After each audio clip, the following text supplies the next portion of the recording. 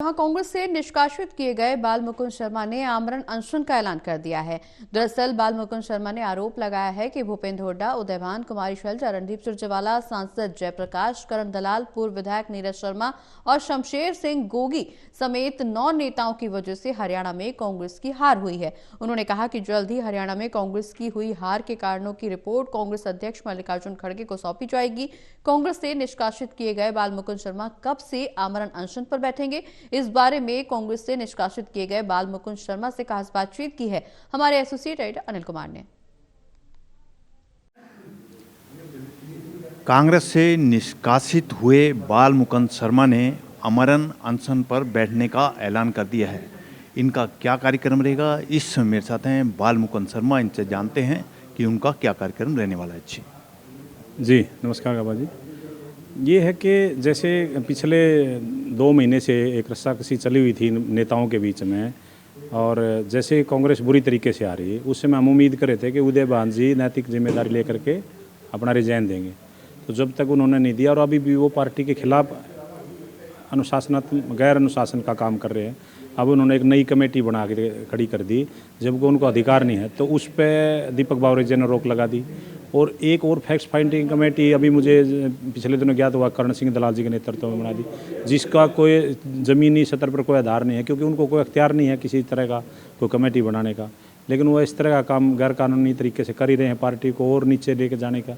तो उसके खिलाफ जो है मैंने ये एक घोषणा करी है कि मैं 5 फरवरी को आमरण अनशन पर बैठूँगा, और जब तक पार्टी हाईकमान उदयभान जी को बर्खास्त नहीं करती या वो स्वेच्छा से रिजाइन नहीं देते, तब तक मैं आमरण अनशन पर बैठा रहूँगा। और ये 5 फरवरी से मैं स्टार्ट करूँगा। बाल मुकुंद शर्मा जी, आपने कहा है कि 9 नेताओं की वजह से हरियाणा में कांग्रेस की हार हुई है, तो कैसे हार हुई है?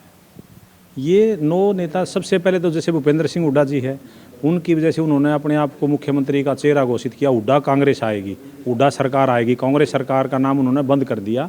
अपने लोगों से भी प्रचारित करा दिया कि हुड्डा सरकार आएगी, हुड्डा सरकार। तो लोगों में इनके खिलाफ पहले से बहुत नाराज़गी थी। तो समाज का एक वर्ग जो है ना डर के माहौल में हो गया और एकदम से पासा पलट गया।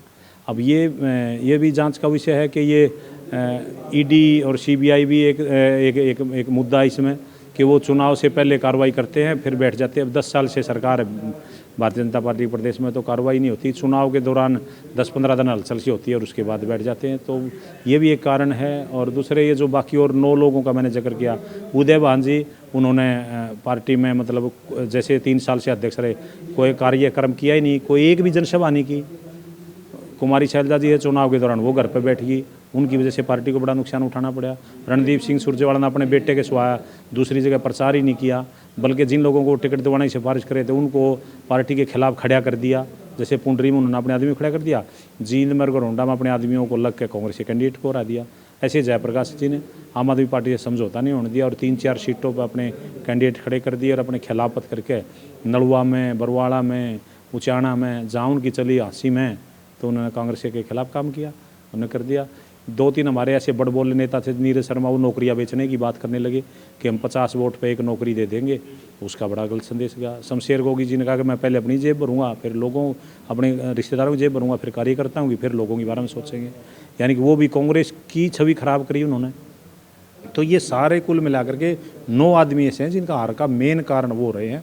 अब उन्होंने आकलन करना चाहिए हाईकमान को, हमने उनके बारे में दी है। और अब ये लीपापोती कर रहे हैं करण सिंह दलाल जी जैसे लोग आकर के बीच में, जबकि करण सिंह दलाल खुद लोकसभा चुनाव की टिकट मांग रहे थे, नहीं मिली तो महेंद्र प्रताप को हराया। और अब विधानसभा में केवल उदयभान जी को हराने पर पहले दिन से लग गए कि पलवल में अगर 2 आदमी दोनों जीत गए तो सीनियर है उदयभान जी, वो मंत्री बनेंगे, तो मेरा नंबर कट जाएगा, इसलिए उनको हरा दो, फिर मैं मंत्री बन जाऊँगा। वो पहले दिन से उदयभान को हराने पर लग गए और हालात ये हुई, खुद भी 25,000 से हार गए। तो ये कार्यक्रम करने वाले लोग आज रिपोर्ट पेश कर रहे हैं। बाल मुकुंद शर्मा जी, आपने कहा है कि हरियाणा में जो कांग्रेस की हार हुई है उसकी रिपोर्ट आप पार्टी आला कमान को सौंपेंगे।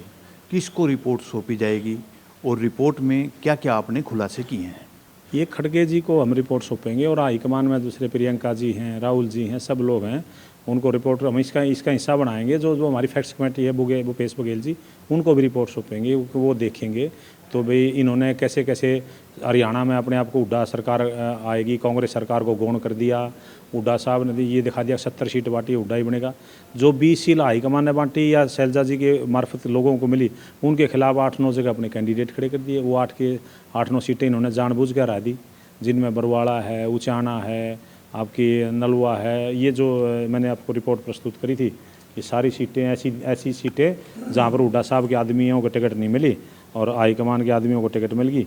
वहाँ अपने बहादुरगढ़ है, अम्बाड़ा कैंट है, तिगांव है, कालका है और बारडा है, यहाँ इन्होंने अपने कैंडिडेट खड़े कर दिए, हरा दिए। तो अगर ये 8 सीट जीत जाती तो 45 हो जाती, कांग्रेस सत्ता में आ जाती। तो सत्ता में ही नहीं लोगों ने रोकी है, ताकि इसलिए कि कोई और मुख्यमंत्री ना बन जाए। और एक तो उनको 70 सीटें खुद बांट दी, 20 छोड़ दी, 20 को भी सहन नहीं किया, उनको भी हरा दिया और एक छत्र राज बनाने के लिए चल गए, कांग्रेस का भट्ठा बैठा दिया। अब कांग्रेस हार गई।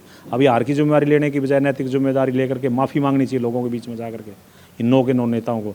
ये उल्टा अनाप शनाप बयानबाजी कर रहे हैं, उल्टा मुझे धमका रहे हैं, जान से मरवा देंगे आपको, कानून कार्रवाई करेंगे, ये करेंगे। तो ये कोई बात थोड़ी नहीं। पार्टी ने आपको इतना बड़ा दिया है, कुछ दिया, तो आप लोगों से माफ़ी मांगो जा करके जो आपने गलत काम किया।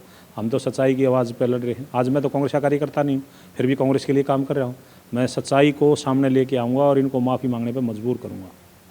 बालमुकुंद शर्मा जी, जिस तरह भी आपने कहा है कि 9 नेताओं ने कांग्रेस को हराया है और आपने आरोप लगाए हैं, तो आपको पता है कि कोई भी नेता जो है आप पर मुकदमा दायर कर सकता है?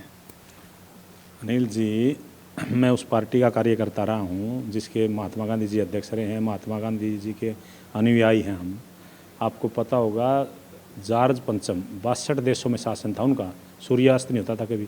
उनके सामने गए थे महात्मा गांधी जी और जॉर्ज पंचम को ललकारा था कि आपकी वजह से मेरे देश के लोगों के तन पे कपड़ा नहीं, आपने उतार लिया उनका, सीधा उनको चैलेंज दिया था। तो हम तो उस पार्टी के कार्यकर्ता रहे हैं, डरने वाले नहीं हैं। कोई कानून की धमकियों से, लीगल एक्शन की धमकी से या जान के मारने धमकी से हम डरने वाले नहीं हैं। मैं बहुत मजबूत से अपनी बात रखने वाला व्यक्ति हूँ और आज तक मजबूती से ही बात रखी है। जब तक कांग्रेस में रहे, कांग्रेस की भले के लिए काम किया। अब कांग्रेस ने निकाल दिया, फिर भी कांग्रेस के भले के लिए काम किया। हम पहले कांग्रेस के लिए मरने लिए तैयार रहते थे, अब कांग्रेस के लिए जीने के लिए तैयार हैं। कांग्रेस में अगर कोई ये लोग ऐसे लीपापोती करेंगे, फिर आऊँगा, फिर प्रेस कॉन्फ्रेंस करेंगे। ये तो इतने अच्छे हथकंडे अपनाते हैं। अभी मीडिया के लोगों को फ़ोन करके कह रहे हैं कि बालमुकुंद शर्मा की प्रेस कॉन्फ्रेंस में ना जाओ, तो लोग आए ना जी। मीडिया का लोकतंत्र मीडिया का चौथा स्तंभ है। मीडिया के लोग निर्भीकता से जब हम जंग आज़ादी की लड़ाई लड़ रहे थे, तो इतना बड़ा जंग आज़ादी की लड़ाई का फैलाव किससे हुआ? मीडिया से तो हुआ। तो मीडिया पे मैं गर्व है, हमारी मीडिया को, जो निष्पक्षता से बात रखती है, और मैं डरने वाला नहीं हूँ। आगे भी लड़ाई जारी रखूँगा। ये थे मेरे साथ कांग्रेस से निष्कासित हुए बालमुकुंद शर्मा। इन्होंने कहा है कि हरियाणा में कांग्रेस की हुई हार के कारणों की रिपोर्ट वो कांग्रेस पार्टी आला कमान को सौंपेंगे। वहीं इन्होंने ऐलान किया कि वो 5 फरवरी से अमरण अनशन पर बैठेंगे। Anil Kumar, total news, Chandigarh.